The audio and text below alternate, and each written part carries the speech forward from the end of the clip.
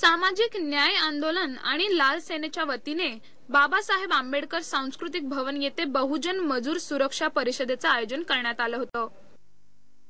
गणपत भिसे यांच्या हस्ते या परिषदेचं उद्घाटन करण्यात आलं। यावेळी विजय क्षीरसागर, डॉक्टर गणपत जिरोणेकर, विश्वनाथ गवारे आदी उपस्थित होते। यावेळी बोलताना गणपत भिसे म्हणाले, शहरात अनेक सामाजिक साहित्यिक चळवळी कार्यक्षमतेने राबवल्या जातात। ही परिषद घेण्यामागची आमची भूमिका एवढीच आहे की या शहरामध्ये मोठमोठे कॉम्रेड्स राहतात, मोठमोठे कामगार नेते राहतात आणि सर्व या ठिकाणच्या जे काही चळवळी आहेत, सामाजिक चळवळी, राजकीय चळवळी, साहित्यिक चळवळी, ह्या कार्यक्षम चळवळी आहेत की ज्यांच्याकडे बघून ज्यांचा आदर्श आमच्या डोळ्यासमोर असतो। एवढा असताना सुद्धा या शहरामध्ये येण्याचं कारण एवढंच आहे की संघटित मजुरांच्या संदर्भामध्ये या ठिकाणी खूप मोठ्या प्रमाणावर काम केलं जातं।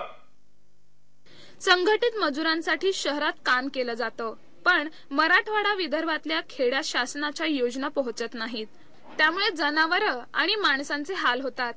म्हणून कष्टकरी मजूर शेतकरी शहराकडे येतात।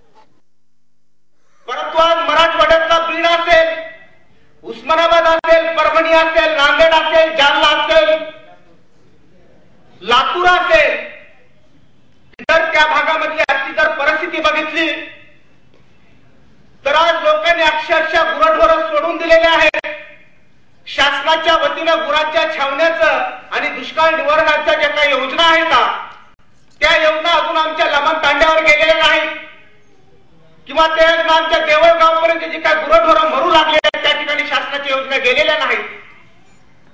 आणि जिथं गुराढोरांना पिण्यासाठी पाणी नाही, जनावरांना खाण्यासाठी कडबा नाही आणि जिथं गुराढोरांचे एवढे हाल आहेत त्या परिस्थितीमध्ये त्या भागातल्या शेतकऱ्यांनी, शेतमजुरांनी आणि कामगारांनी आपल्या दारातले जे काही शेरडं मेंढरं असतील ते शेरडं मेंढरं सोडून आज पुणे आणि मुंबई सारख्या ठिकाणी पोटाची खळगी भरण्यासाठी पुणे मुंबईची वाढ झालेली आहे।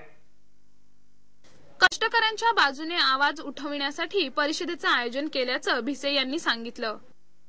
कष्टकरी, मजूर, शेतकरी या परिषदेत सहभागी झाले होते।